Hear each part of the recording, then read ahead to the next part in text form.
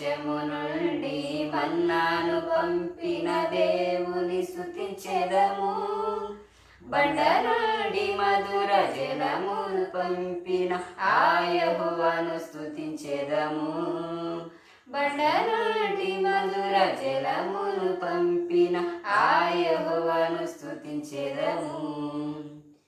హల్లెలూయా స్తుతి మహిమ ఎల్లప్పుడు దేవునికి ఇచ్చెదము.